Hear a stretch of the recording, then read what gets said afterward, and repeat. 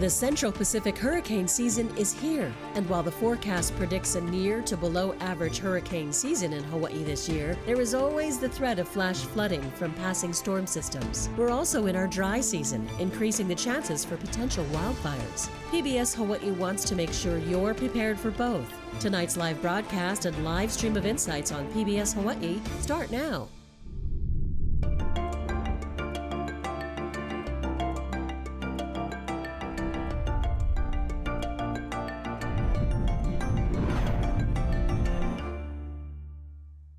Aloha and welcome to Insights on PBS Hawaiʻi. I'm Yanji Denise. The Central Pacific hurricane season runs from June 1st to November 30th. The National Oceanic and Atmospheric Administration, or NOAA, is forecasting a near to below average season with 1 to 4 tropical cyclones across the Central Pacific. Here in Hawaii, wildfire season is year-round due to our hot and dry conditions, but the highest threat for fire usually comes in the months of July and August. We've witnessed the devastating impacts and deadly impacts of those natural disasters, and tonight's panel is here to remind us that we should not be complacent. We look forward to your participation in our show tonight. You can email or call in your questions, and you'll find a live stream of this program at pbshawaii.org and on the PBS Hawaiʻi Facebook page. Now to our guests. John Bravender is the Warning Coordination Meteorologist for NOAA and the National Weather Service Forecast Office here in Hawaii. He works with organizations statewide to help residents understand and prepare for weather hazards. Randall Collins is the director of the City and County of Honolulu's Department of Emergency Management. He was sworn in last month, but as a certified emergency manager, he's led responses to major disasters, including Hurricane Sandy. Elizabeth Pickett is the co-executive director of the Hawaii Wildfire Management Organization. Through the nonprofit, she works with partners across the state and the Pacific region to implement wildfire mitigation, planning, and education projects. And Molly Schmidt is the interim CEO of the American Red Cross of Hawaii. In addition to disaster response, the nonprofit focuses on emergency preparedness, offers life-saving skills classes, and provides support to our military families. Thank you all for being here tonight. This is such an important discussion and such a timely one. John, I want to start with you. We saw the forecast come out. You gave your annual press conference. Very interesting to see. We are looking at 1 to 4 tropical cyclones across the Pacific, but that doesn't necessarily mean how many systems will impact us here in Hawaii. Please explain. With the hurricane season outlook, we always try to remind people it's for the whole big ocean, and doesn't address impacts to Hawaii because we don't have enough information to come up with the ability to forecast for landfalls. But we've seen several years in the past. 2020 was a good example where we had below normal activity, but Douglas passed by just north of us. Last year we had 2 with Hone and Gilma, and Hone brought flooding and damage to the Big Island. So even though we can have quiet seasons, doesn't mean we can escape impacts. Yeah, and when we think about a quiet season, it only takes one. Exactly. Okay. Elizabeth, you know, we're thinking about hurricanes, but of course we're also thinking about fires. Tell us about what we're looking at right now when we approach our dry season and what you're most concerned about. Now is a really good time to start getting prepared for our dry season. There's so much people can do to protect their homes and yards from wildfire, and really what we're learning after Lahaina and the LA fires is that the most protective actions that you can take are what you can do from your outside wall of your house to 5 feet out. So that perimeter around your home, if you rake it and clear it and clean it and make sure that there's nothing combustible that an ember could ignite, those are the homes that survive. And so being prepared and doing those normal everyday housekeeping chores around your home is a really powerful way to get to make sure that your home can survive, and then also making and practicing your family evacuation plan. Now is the time to do that. It's not when there's a fire and you're really nervous and you're just trying to get out of there. It's actually the work that you do ahead of time that makes the biggest difference. Yeah, and when you're thinking about 1 to 5 feet, is that what you said? Is that right? 0, like right at your outside wall, working right into that 5-foot zone right around your house. The homes and structures that had no leaves and no combustibles and they had screened vents, you have to think about when a fire is moving through, it's usually the embers that ignite the homes and structures and yards. And so you want to ember-proof your home and yard, but the most impactful place you can do it is to just start really close to your home and work your way out. Okay, and that sounds like something most of us can manage. We can. Yeah, it's doable. Randall, you know, she's talking about something to do on the individual scale. Let's talk about the county. We know that you're sort of fresh on the job, but from your perspective coming in, what do you think are the areas that need the most work when it comes to the county-wide system? Well, I think a big thing that an emergency manager really focuses on is the collaboration between all the stakeholders. It takes the entire community to prepare for a disaster. And so working not only with the police departments and the fire departments and that sort of thing, but you know, the relationships that you build with people like the Red Cross and your nonprofit organizations, with the Weather Service and all the other stakeholders that really come together during disaster so that they all are aligned when a disaster happens and know what each other is going to do and know how to support one another. That's the most important thing for me. I would imagine at this point you're doing a lot of that. Yes, lots of meetings and introducing myself and really just trying to build relationships. Yeah, and what's your assessment though of Honolulu's system? Are we ready for a major weather event, do you think?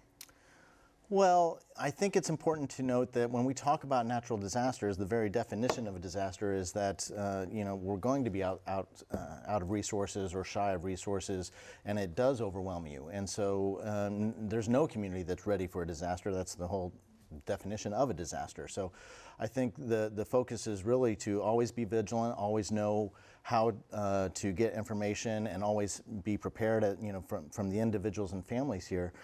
They should, you know, have their plans in place, know how to get the right information and correct information, and make sure that they're supporting one another. And then the same goes true for all the organizations, whether you're a business or whether you're a government agency, doing the things that we need to do to prepare. We're having a major exercise next week for hurricane, and so that's a state-led exercise that we're all participating in, and those are the kinds of things that you want to do to prepare. Yeah, okay, so that's a perfect segue to you, Molly. And you know, when we think about the kind of preparation that Elizabeth talked about, that's preparing our house, but we hear a lot about the kits that we're supposed to have in place, and I know from my perspective that's something that I get a little lazy on. Tell us about what you want people to know about being prepared on an individual scale. Absolutely. Community preparedness is one of the most important things that neighborhoods and families can do for themselves. I mean, as we've been talking, we all know that we need to have that emergency kit and those preparedness supplies. Here in Hawaii, we recommend a 2-week supply. That may seem like a lot, and it is more than the national average in the mainland, where they recommend only a week's supply. But we know that we are in a unique situation surrounded by a lot of water, and we need to do things now and have those conversations and those relationships and work with our families. Have that plan. Know what your escape route is and where you're going to meet up, and have those resources, the food, the water, if you have medical needs, if you have pets, if you have children. Every family is unique, and so you really have to have that family discussion sitting around the table and say, what do we need to do to prepare? And that's how the American Red Cross is hopefully getting into every home and having those conversations. We have a checklist on the website. We encourage everyone to go and make sure that you are as prepared as possible. We're never going to be fully prepared, but we can do things now to make sure that we are in the best situation. You know, John, part of being prepared is also having data and information, and we know that there have been some changes in the federal government in terms of resources allocated to your agency and others surrounding it. Can you tell us, have you experienced any cuts up until this point, and how has that changed your ability to forecast? The hiring freeze across the federal government is impacted us as we've lost people to early retirements and regular retirements, really. Hopefully we'll be able to fill some of those positions. We just got an exemption to backfill some of those positions. But the core mission continues, the protection of life and property. We've trimmed back some routine duties, like we send a forecast discussion twice a day instead of 4 times a day, in order to cut back the necessary people we need working to keep the rest of the mission going. So we have people ready to come in extra for any potential hazards, whether it's a hurricane threat or flash flooding or any sort of severe weather. And cutting that back from 4 to 2, does that change your ability to do the work that you need to do? We're still able to meet our mission by cutting back some of the routine services that we do day to day. That leaves us better positioned. We're trying to avoid burnout, trying to avoid excessive overtime usage. and keep people ready for when the weather does get busy and we do need that extra staff. Okay. I love that we're getting questions already. It's early in the night, and we love to hear them. Gordon from Palolo has a question. Randall, I hope you can take this one. Worst case scenario in a hurricane or fire, where would we get support from? The military, the continental U.S.? Who's coming to help us? Wow, that's a great question. Well, first and foremost, I think it's important to make sure that our individual readiness is there first. And so, you know, in the way that our response mechanism is designed is, you know, individuals and families first and your communities next. Then it's going to be, for those of us here on Oahu, you know, the city and county government is going to be your first response to support, and then we'll look to the state and then on into the federal government, and we'll probably be looking a lot toward something called EMAC, which is getting essential services from other states. And it's a state-to-state agreement kind of thing, but also knowing that the military is here, we would probably be pretty quick to ask for what they call defense support to civil authorities. So, but that can take some time to go through the right channels. But if it's in an immediate situation, then the military always has the authority to make immediate actions to save lives as well. So, so we'd use that process, but most likely, again, we'd really hope that we can handle things locally first. Okay, and Molly, what would be your organization or organizations similar to yours? What would your role be? Our role would be to work with our county and our state officials. We work with the emergency management agencies, and we follow suit with our partners, right? We want to be in collaboration, and we will be ready. We are around the clock, 24 hours, 7 days a week. And 90% of our workforce, when you call the Red Cross, the county decides where the shelters are and the number of shelters, but the Red Cross staffs it. And 90% of the workforce is volunteers for the American Red Cross. So when you see those American Red Cross workers in the disaster vests and they're in the shelters and handing out blankets and working with our partners for feeding and mental health. Those are trained volunteers that are probably your neighbors or just somebody from another island here in Hawaii, because we will definitely rely on each other in terms of our neighbor island support when there's a disaster. That's who we're going to look to first. You know, Randall said it perfectly. We look to the individual and then our communities. That resilience is so key. But our Hawaii island chain is really unique, and so we will lean on each other for that. There's a question here, Janice, for you, Elizabeth, from Janice in Poipu, who says, are there any rules that mandate large landowners to manage their vegetation? You know, you talked about that 5 feet perimeter, but what about for the larger landowners, especially after the Maui wildfires? It's a really good question. There's a few ways to answer it. I think one thing to understand is that our risk includes a lot of factors. It includes ignitions that humans are causing. 99% of our fires are caused by accidental and intentional human ignitions. Only 1% is lava or lightning combined. So the first part is to remember how fires start in the first place, and then to remember that they do spread through those large lands, but where there is impact is primarily in the structures. So that first recommendation I made to protect around your home and yard is actually the most protective part of things, and so we're really trying to swing it to what's empowering that people can do. The second part is, yes, there are rules. It depends on the county. But primarily the requirement for large landowners is that they are, depending on the county, is that they are managing fuels that are within 30 feet of a structure, because the focus is always on structural life and property protection, not on the giant large landscapes. But then the third piece of all of this is that when lands are managed, they are less fire prone. So if we had active agriculture, if we had restoration or conservation, if it was being used, managed, or maintained, that would decrease our wildfire risk. And right now we just have a lot of property owners that sit on land and don't manage it, and that has a lot to do with our economy and agriculture and the removal of agriculture, so it's a very complex topic. And so there's a lot of people working on all these different parts of it. And so I think the important thing is there are some rules, but it's still focused on structural protection, and there's a lot we can do so much near our homes and yards that we're focusing on that right now, while there's a lot of people working on those rules changes to start thinking through what we can do across the bigger system to address large lands. May I add on to what she's saying? Please. Because I think our communities, I think it would be really interesting for your viewers to know, we work together a lot.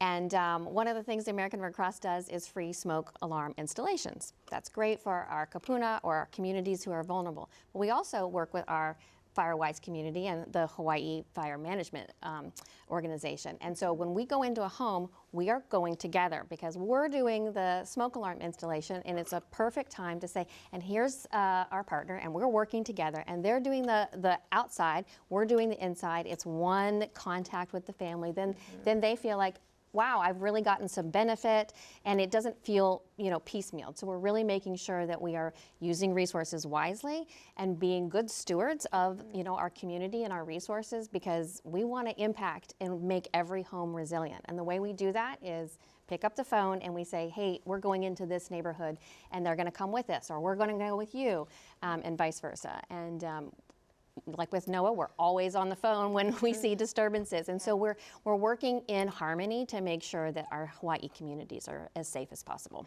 John, you've been doing this for a long time. How do you think we're doing when it comes to readiness as a state, as county, and then as individuals? I'm curious on those sort of three levels. I think we're always learning. That's one thing. I became WCM in 2017, and we've had any number of disasters, hurricanes, lava, flooding. And the more wildfires, and the more you go through them, the more you learn from them and know how to respond going forward. So we're learning and improving, but I think the key there is the personal preparedness as well. It's come up before. Not just having supplies, having a plan, knowing what you're going to do, deciding that ahead of time. That's one of the key things. And even though as a state we might have this disaster here, that disaster there, at the individual level, people forget. New people move in. People don't remember what happened decades ago, and keeping that front of center to get people, keep them from being complacent, that's the big preparedness challenge, I think. Yeah. Can I add on? Please. Yes. Just it sort of combines what we've been talking about, which is that we've been talking a lot about the individual preparedness, but for instance, the FireWise Communities program builds on that to have neighborhood level preparedness, which then oftentimes when neighborhoods are doing their part, the adjacent large landowners also tie into that and do their part. So there is this community level readiness that can help with some of that turnover within the neighborhood and sort of that residential memory of the hazards that we face together and that we need to keep up so neighbors can talk to each other when they know each other.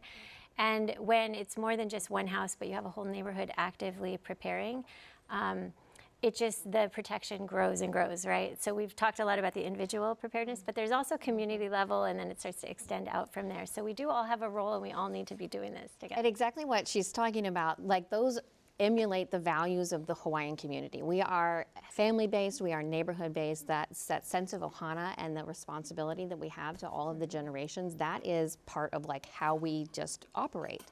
And I think one of the fabulous things about this conversation is there are different types of disasters. Hurricane, we just started the season. And those are notice events. Like we know they're coming, we can prepare. But there are other types of disasters that we deal with all the time that are, in lingo, no notice. They're sudden. And so being sure that you really are ready. I have a go bag under my desk, and it has my sneakers because I want closed-toed shoes. It has my baseball cap. It has sunscreen. It has water. It has a can of soup. It has a spoon, and it has a way to open the can. It's a pop-top thing. But I mean, what I ask, everyone on my team, do you actually have your go bag? And is it in your car? Is it ready? Like you can pick it up at any point. And that's the kind of just readiness that we can emulate and then role model to everyone, and making sure we're having those conversations to our neighbors, our kapuna.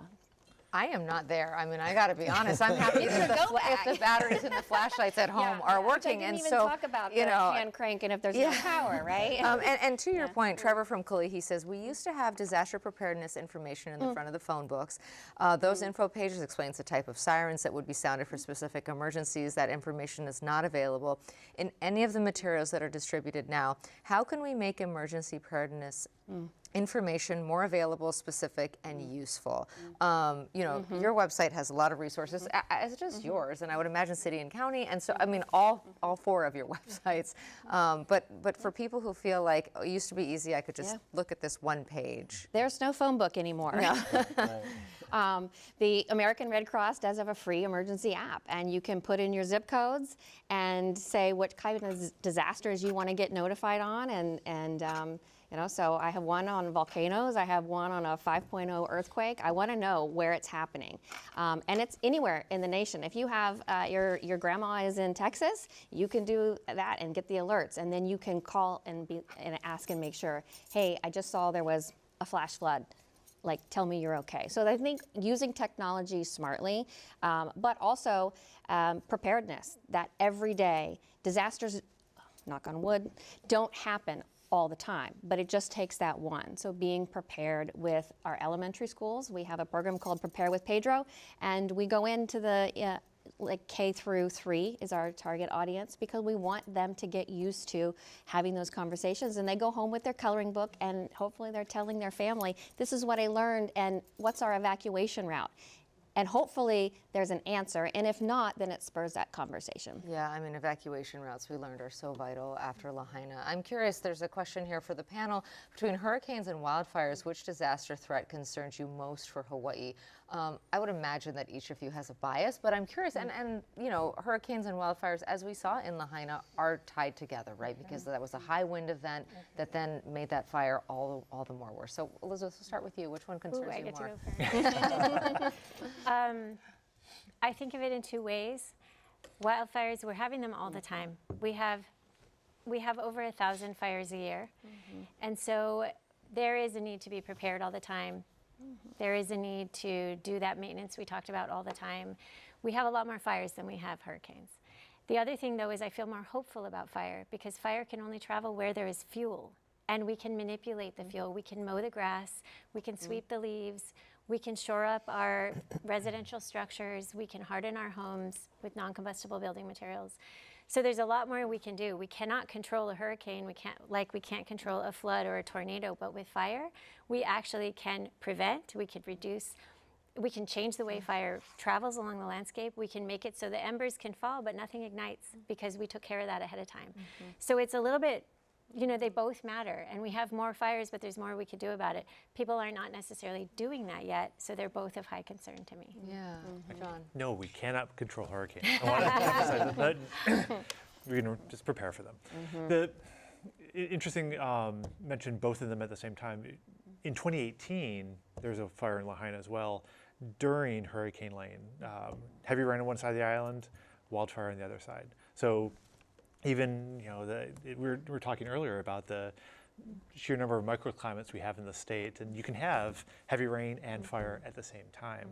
It just drives home the point of all the different, I guess, wildfire, hurricanes. Actually, preparing for either of them really helps with everything. Not just a hurricane, but no-notice events like a tsunami or an earthquake or something else like that. That knowing, you know, multiple evacuation routes, if you can, will help you both if a road gets washed out during a hurricane or if it gets cut off during a wildfire. So I didn't want to play the full. Yeah, and I don't, you know, I don't really like the premise of the question either, because it's not necessarily sometimes the incident itself, it's the level of damage that it really does to infrastructure. And I think that's where, when we think about preparedness, sometimes we fall a little short. We think we have to be ready for the winds of the hurricane and that sort of thing. No, you have to think about when power's out for 2 weeks or 3 weeks at a time, and this is why you have your GO kit, and you have the power generated things and that sort of thing. I live on the 23rd floor. I'm going to be really in shape after a disaster because to get to my apartment, but think of the kapuna who live you know, so high, and the elevators aren't going to work with the power out for so long. So now you're going to have to be often in a shelter or whatever, or, you know, living with family, but not without your normal convenient items. And so we have to think about that level of damage and destruction and be prepared for that, not necessarily just the event itself. I know you're going through the exercise, and so you'll probably have a better answer after that, but Jennifer has this question. now. She says, has Honolulu addressed its shortage of shelters problem? We live in an old house that will not withstand a hurricane. Where should we go and when? This is probably a question for both of you, but Randall, we'll start with you. Is that my deputy director? No. Yeah, well, first and foremost, I think, you have to evaluate where you are and your house and its level of preparedness or its level of sturdiness to really handle a disaster. And if you can make changes to that to strengthen it and improve it, then obviously do so. But then you have a plan. You should have a plan to go elsewhere, and don't plan on using the government provided shelters. So you would really want to go to a friend's house, a family member's house that is in a safer area, that is a more sturdy home.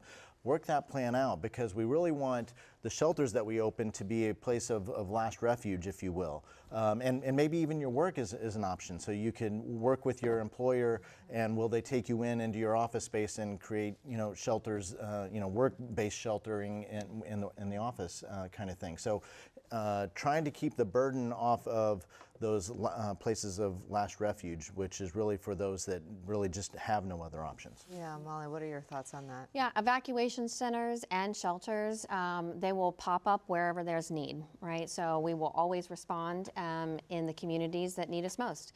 And we will be there with disaster supplies and help and hope. But securing locations and securing agreements, that's all prep work that we have all of the time when we're not in a disaster mode. We want to be sure that we're doing that as much as possible. There are two questions about, I would say, debris and branches and leaves and things, so I'm going to give them both to you.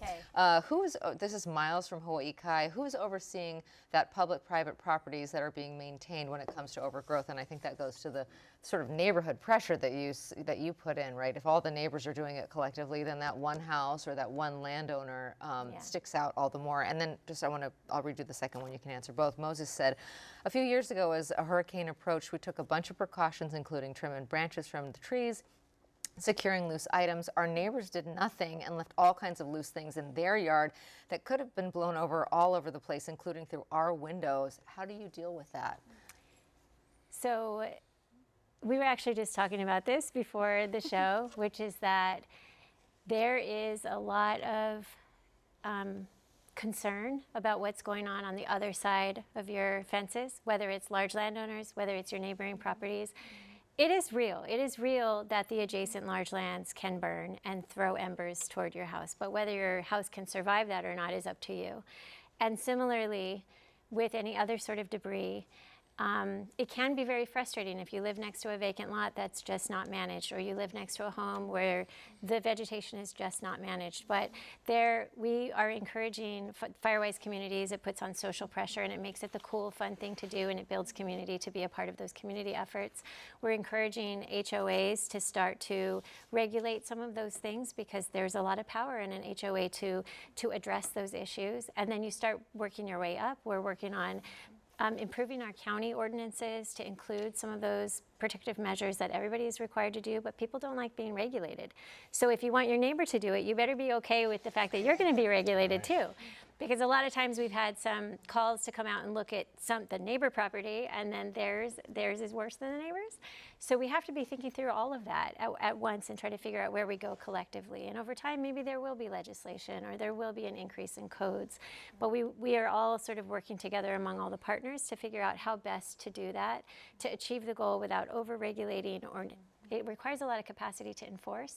So the very best thing we have is to model it, to do our own work, and to work with our neighbors, and to work as a community. That's really where the most power is. Yeah, we keep coming back to the individual. I want to go to forecasting for a second. UH Manoa recently launched this dashboard with, I believe it's 70 cameras around the state that can help to monitor conditions, live weather data from monitoring stations across the state. Tell us a little bit about that, why that's important. So there's been actually a lot of new weather stations put in. UH installed a mesonet, a lot of observations.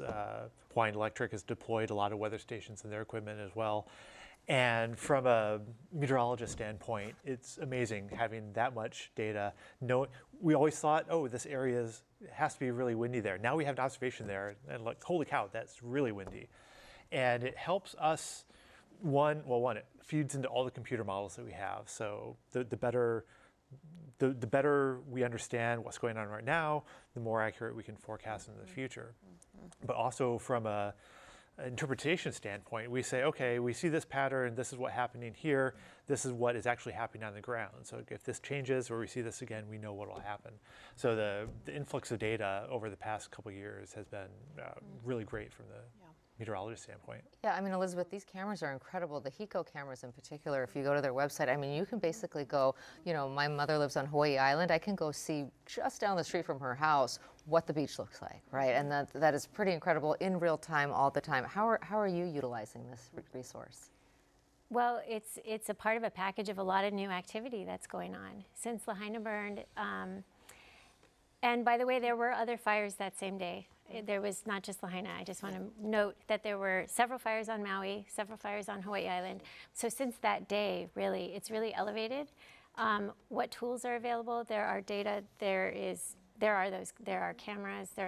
It's just part of a lot of new tools we have. So we're able to track better, to monitor, to respond. And I think our most utility that we found, because we work a lot with community members and land stewards, they're using the cameras to track risk, to track what's happening, just this new vigilance and situational awareness where everybody's kind of tuned in is totally new for Hawaii. Before there was just so much complacency, and only if you were like in the choir were you paying attention to all of that. And now it's making it so much more accessible where people can be tracking their risk and using them and just more tuned in. Yeah. So that's really, at least as a more prevention organization, we're seeing all of our partners and community members use it in those ways. Yeah, I would imagine in that state exercise that's going to be huge. Yeah, it's going to be, absolutely huge too. Really, I'm really excited for the exercise to be able to see the system at work, because being new, I've not been able to had a chance to see that yet. So seeing all the partners work together, see all the communications going on, and it'll be a good time to evaluate what's happening. Yeah. Molly, there was a comment here. Oh, this one, and I thought this was a really good one. Says, my family and I were evacuated and lost all of our belongings in our home in Nanakuli. The one thing that helped us with insurance after we lost everything was pictures. Please tell everyone, take a picture inventory of your home and belongings. Email it to yourself. It will help you. That is so smart, not to necessarily have to write everything down. Most of us have a smartphone, can take some pictures or video. Yeah, that's heartbreaking, and my heart really goes out to everybody who has ever lost anything. And anytime you're in any sort of disaster, it's devastating for those individuals in that family in that moment. And so we really want to be able to do the things and prepare. Documents are another important thing. You never know when you're going to need your driver's license, if it gets burned or it gets water warpy, whatever that word is, in a flood, right? And you think about inundation of water and things like that, or debris and it gets flown around. So there's all sorts of things that that are critical to think through.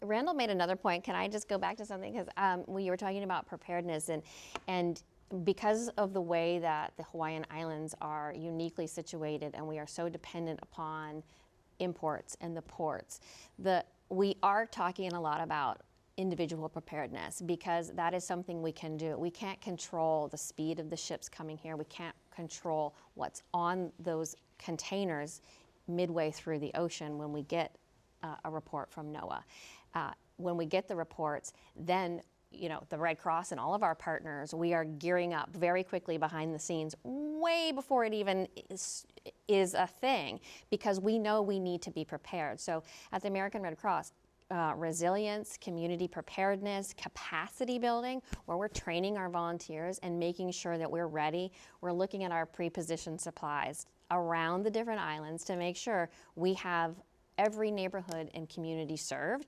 as best as possible, that we are staged and strategic and thoughtful and ready to respond for any type of disaster, because we know it's going to happen, from the large ones to the small ones. Yeah, and I would add in onto that I just like everybody to understand that our emergency plans are kind of they're dependent on the fact that the individuals and families are going to prepare for themselves. So it's really tied to everybody doing their part, not our plans aren't for, we're going to be able to provide for everyone. Our plans are, we're going to be able to provide for those that can't provide for themselves. Yeah, important. Is it all right if I build on that, or on what both of you said? Because when you bring up the word resilience, I'm so bummed about part of my answer on the, You can have a redo. what do you do about, if your neighbors, I wish that I led with, did you ask if you could help them? Because we have a lot of folks who are mobility challenged, who are, working full-time parents. There's just a lot of reasons why people can't get to it all on their own. And so that is why it is the individual, but it is also really important that you're looking out for your neighbors and that you're accepting help, you're giving help. For evacuation, have you checked in and make sure nobody else is going to need a ride? You can plan that ahead of time. There's just so much. It depends on where you live in Hawaii, if you already have that sense of community and you know your neighbors are not. But that is one of the biggest parts of resilience, is that we link arms and we do it together and we help each other. And that also can be prepared ahead of time by just getting to know folks and making friends and being a part of the solution finding and the preparedness together. That's a huge part of resilience. It's not just supplies, it's knowing your neighbors and living in community. And I think in Hawaii, a lot of folks already know how to do that really well. And so we just want that to spread to all people, to just be really integrated in that way. And one way to build that community resilience, we talked about the Firewise communities programs. There's other groups as well. Hawaii Hazards Awareness and Resilience Program at the state level builds these community groups, neighborhood. A valley comes together. They realize we only have one way in or out. We could be cut off. We might be isolated. We should know everybody, what resources we have, how to get in touch with everyone. And the group provides guidance for that. And it actually feeds into the National Weather Service Storm Ready and Tsunami Ready program. So we have several communities across the state recognized as Storm Ready and Tsunami Ready through this HHARP program. And they host community fairs at the local mall or at different venues. So you can go out and you can find information, get those booklets you can take home to replace what you lost from the phone book. Yeah, we don't want to meet our neighbors for the first time in a power outage, right? Oh, so yes, it would be nice if we said. Which is why I said I wish I led with that. There's a caller from Hilo who has a question for you, John. It says, are the sea surface temperatures of the Pacific Ocean below normal, normal, or above normal this hurricane season? There is weather and there is climate, and we know that there is an intersection of the two here in Hawaii. Of course, we are very vulnerable to the changes in climate. So curious to know about our ocean temperatures and how that fits into your forecasting. So right now this summer, one of the big climate drivers, the interseasonal weather pattern, El Nino Southern Oscillation, we're neutral. El Nino years, we tend to be warmer than normal along the equator and have a busier hurricane season. La Nina years, we're cooler along the equator and have a quieter season. We're neutral this year, which is contributing to that near to below normal forecast. But that's just looking at ocean temperatures right along the equator. Near Hawaii itself, we're a little bit above normal. So that's kind of the worrying aspect of this as far as potential impacts to the state, is that with warmer ocean temperatures near Hawaii, then hurricanes tracking at higher latitude could maintain their strength and be more impactful to us. Wow, okay. There's a totally different kind of question from Hilo, and I'd love for you to take this one. Asking about pets. Are there pet-friendly shelters in Hilo? And I would ask, actually, across the state, if I have to evacuate my home and go to a shelter. A lot of times we do know that people are reluctant to leave their homes because they're worried about their pets. Yep. Shelters are open to anyone. Any pets as well. We work with partners, the Humane Society, other ranchers, public partners, and things like that, to make sure that we have the capability to do that. In fact, we just recently signed an MOU with a ranch owner on the Big Island to at least offer a facility or a way for livestock or horses or things like that. That is pets and pets, bunnies, dogs, cats, and things like that. We want to make sure that people do come to the shelter with their needs for the pet. So cages and leashes and things like that, because safety is always a concern. We want to be sure everyone is safe, including the pets, and as comfortable as possible. In a disaster and you're in an evacuation center, it is never comfortable. It's never easy, but it's as best as possible. You're safe, you're fed, you have a blanket, you have a warm place, you are okay. And life matters. That's really the essence of that disaster response.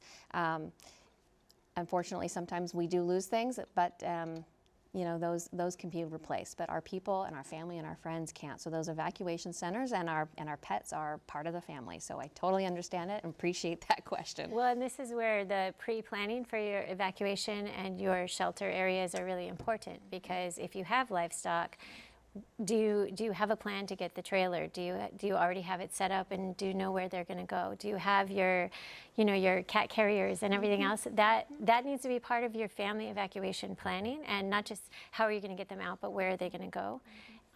The shelters are of last resort, so oftentimes you want to be thinking through your first choice options and have that ready ahead of time. In addition, we talked about the 2-week supplies. Sometimes it includes pet food, right? If you're talking about triage and priority, we are going to prioritize our humans. But if your family has a pet and you are going to be bringing them to a shelter, you want to be sure that you have the necessary supplies for your pet. Oh, I'm sorry. I was just saying, this is where we need to differentiate too, because there is some confusion between how to prepare for hurricane versus fire.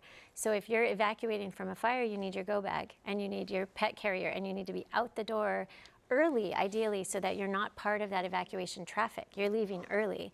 Whereas shelter in place, or be at a shelter, or have your 2-week supply is a totally different thing. And so we have the challenge in Hawaii of being prepared for both and having to know which thing, and you have to have all of it. So it's a big ask, but it's a bigger ask to go without it. Yeah. So you want to have both, and you want to understand that there's a different way to prepare for each of those. Exercises that are going to happen next week are that scenario planning. It takes you thinking through those things, and it takes, oh my goodness, what would I do, you know? And so that those questions and actually going through the motions is super important for those tabletop exercises, the scenario planning. Having it be a regular part of that makeup is really important. You know, Randall, we mentioned at the top Hurricane Sandy and your experience there, and I'm curious because all of the things that we're ticking through, people are so busy, and it feels like I'm already doing so much. I can, like, you know, school just ended. What happens to summer school? I got to get my kid here or there. You know, I'm doing 2 jobs. The cost of living is so high. I don't have the money for, you know, a 2-week extra supply. The people who did the best in Sandy, what did they do? Like, what can we learn from that? That you know, what do you take away that we here in Hawaii can learn from what they did? The people who survived the best. Well, honestly, I didn't run into them because they weren't there. They actually followed the directions of the government beforehand and evacuated. I was in Long Beach in New York, and so, you know, they you know, followed the evacuation orders and went inland and got away quickly, and, you know, stayed away until the power resumed, which was about 2 weeks later. And that was kind of one thing that's kind of frightened me a little bit is, you know, I remember working with the Long Island Power Authority, and they were telling me, yeah, this substation was wiped out, flooded, and it's going to take 2 weeks to rebuild. And I see substations here in low-lying areas, in flood inundation areas, and know also our supply chain problems that we have because we are so far away. And if it took 2 weeks in New York, how long is it going to take here? And so that concerns me, and that's all the more reason why everybody needs to be prepared. Don't be complacent. Don't say, oh, well, they said it was, you know, a hurricane, you know, 2 years ago and nothing ever happened. Listen to, you know, when we say it's time to evacuate, or when we say it's time to be prepared, it's time to evacuate, it's time to be prepared, and it's time to be prepared. And one of the things that we like to say when we're talking about the 2-week, the 2-week supply, is do it slowly. You can do it over time. It helps the economy. It's the more responsible thing to do, because if everyone goes and floods the hardware store or the grocery store, that's not very helpful to the employees who are also trying to prepare. So it's that be respectful and think about how you can do it slowly over time. It also helps the economy and helps everyone's own pocketbook, because we know that it is a burden, but it's something that will be beneficial. So there's a cost benefit. Joan, there's a quick question here from Patty and Kula and Eric and Kailua. These are similar. And since you do so much communications on all media platforms, I'm curious to know what you would say of this. We used to watch local coverage as storms approach on cable TV, but we recently cut the cord. Is there a way to stay up to date on information our emergency teams are providing? Is real-time information available? If so, where? And then Patty from Kula says, what should you do when you have no cell service, internet, landline, or other way to communicate during an emergency? That's what happened to us in a recent fire. That's a great. For the first question, there's a lot of streaming. All the local stations, when we do interviews, are usually streamed live. You can pick those up. But the real issue is when you don't have communications, when there's no terrestrial internet, there's no cell. Radio is a big one. Broadcast radio, that AM/FM radio, is a great way to get information, stay up to date with the news, whatever is happening with the weather. NOAA weather radio is also another option. It's a special FM type of radio that normally 24/7 just broadcasts a loop of current forecasts and conditions. And during severe weather, it can actually turn on an alert for hazardous weather, severe thunderstorm, flash flood warning, and send an alert to wake you up in case you have to take action. Okay. It's also important for people to know that every county emergency management agency on Hawaii Island, it's civil defense, they all have alert systems, and if you sign up for them, you can get all of the alerts on your phone in real time, and that is a huge communication mechanism that our emergency managers use with for all residents. So I travel a lot across the state, and I'm signed up for all of them, but you can sign up for your own county, and that's where you're issuing all of the directives. You're saying there's an alert, there's a warning, here are where the shelters are, here's what to be prepared for, even there's a traffic accident. I mean, it depends on which boxes you click what you want to know about. It can be a lot, or you just choose what you want to know about, but every single county has one, and we highly encourage folks to sign up for that, because otherwise during the events, you can't always trust social media. You have to have a trusted source, and why not have exactly the emergency management agencies who are issuing all of the official notifications and information. So everybody needs to sign up for their counties, because that is the most trustable, real, immediate source of that information. That's excellent advice. I'm curious for this, how you'd answer this one. Tony in Manoa says, I've seen people boarding up their windows during previous hurricane warning events. Does that really help?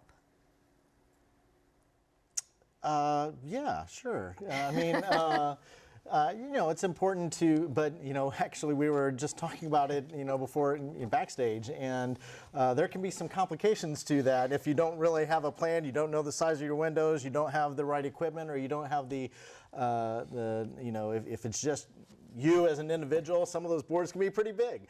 And putting them up by yourself might not be a thing. So you definitely need to make sure that you have the wherewithal, the logistics, the friends, the family that can help you install the protective barriers for your home and that sort of thing. But by far, though, take care of yourself and don't be there while it's coming ashore trying to put it in. You know, those are the things that you get to do. You know, a day or two out, but definitely don't stick around and try to board it up too late. The key there is to keep what they call protect the environment, the sealed environment of your home. So you're covering the windows to keep them from getting broken, so wind or rain get in. Wind gets in, it's easier to lift the roof off, cause more damage. So small protections like that can help larger scale protections in the house. But I think the key is to plan ahead of time. Yeah. Plywood's one option. There's other composite options that are more expensive, might be lighter, but it's the sort of thing that you can't wait until an event to. Yeah, that actually makes me think about fire as well, because we have a lot of folks who start to clean up around their house while the fire's coming and they need to be out.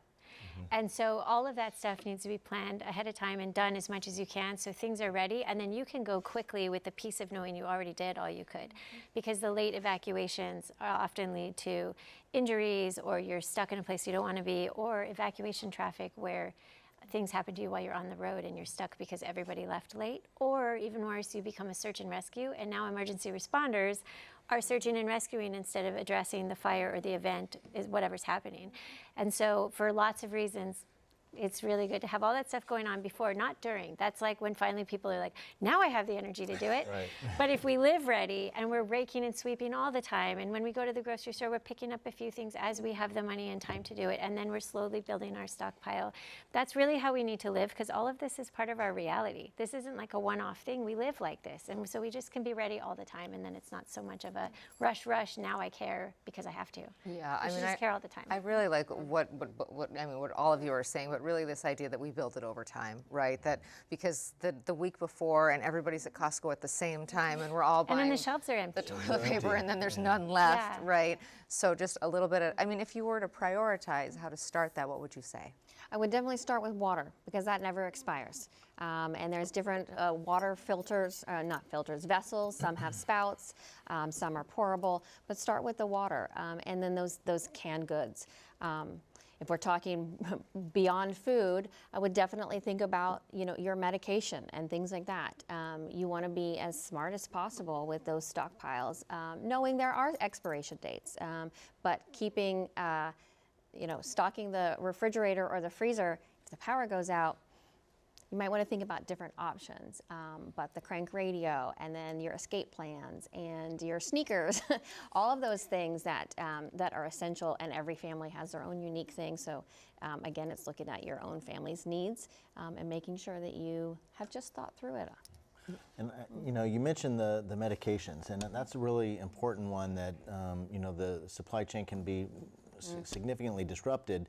And it's also something that oftentimes you can't get. You're only prescribed a certain amount in a week or a month or whatever your prescription is. So I just really encourage everyone to work with their doctors in their pharmacy to talk through it with your doctor and what can be done to build a stockpile of things that are controlled substances or whatever. Your doctor should be able to advise you on the best way to get a surplus for your kit, because that could be a significant one that gets disrupted in the supply chain.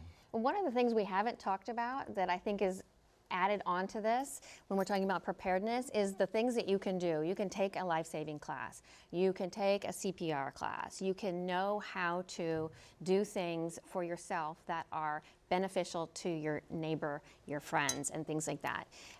Those are skills that are available all the time. Yep. And they really come in handy if you are isolated and you're not, and the emergency team's not able to get to you. You have those, you know how to wrap a bandage properly or help with a broken arm or things like that are real, that happen in disasters when the chaos happens.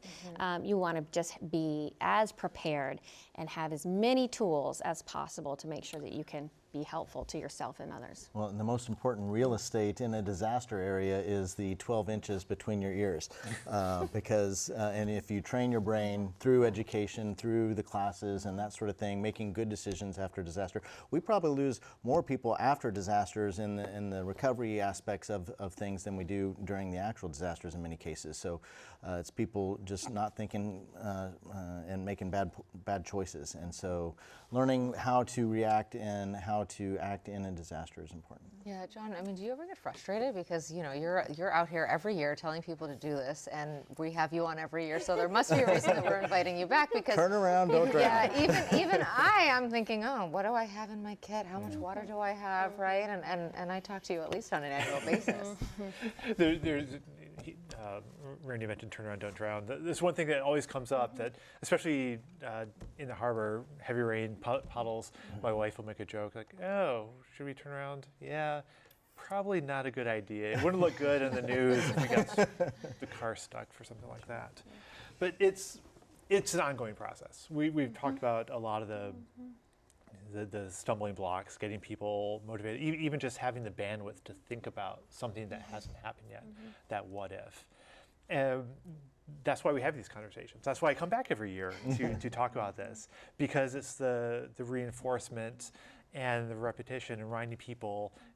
Eventually they'll come across something that drives home the point for them, and they'll start to build up to that 14 days. They might not be there, but they'll get towards it, and any work they do will help us in the long term.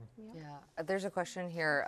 We're almost out of time, but I want to, Randall, if you could answer this one. What training do our leaders go through to make decisions during disasters? Just briefly, if you can walk us through what that scenario is going to look like next week. Well, next week in particular will be, again, it's week-long, and we really try to emphasize critical decision-making and resource management. And so the scenarios typically are going to pressure our leaders to figure out where to get resources, where to share resources, how to collaborate with one another. When one director is faced with the decision, who will they turn to? And they think obviously internally first, and then they're like, well, we're out of resources, maybe I can turn to the Red Cross or some other entity or one of the other city entities and get help there to accomplish whatever that task or mission is in regards to that. I think you'll also see that from a leadership point of view, we start looking at policies, what kind of tough decisions really need to be made, and so those critical thinking skills and under pressure. In the last day of our exercise, we're doing what we call an Emergency Operations Center stress test, and we're just trying to overload our systems, our communication systems, and see how well they'll work with everybody that might be part of that response, using all the equipment and that sort of thing, and see how well the system kind of holds up. We'll have to invite you back when you're POW, because we'll want to know how we did, especially because you have fresh eyes. I think that's a good place to leave us. Thank you all for being here tonight. We do want to thank you for watching, and we thank our guests, NOAA meteorologist John Bravender and Elizabeth Pickett of the Hawaii Wildfire Management Organization, Honolulu Emergency Management Director Randall Collins, and from the American Red Cross of Hawaii, Molly Schmidt. Next week, right here on Insights, Hawaii has one of the lowest unemployment rates in the nation. We'll see what's keeping our rates steady and look to which sectors of the workforce are hiring. Join us as we examine Hawaii's job market. I'm Yanji Denise on PBS Hawaii. Aloha.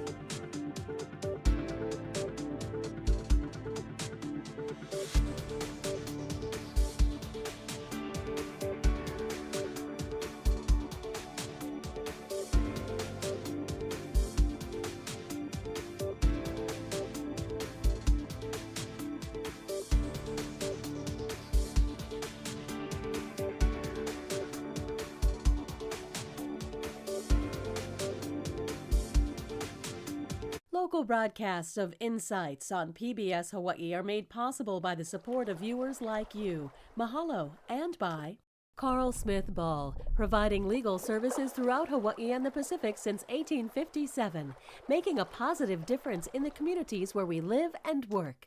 This Hikino on PBS Hawaiʻi Preview is brought to you by Bank of Hawaii Foundation and by the Kosasa Foundation.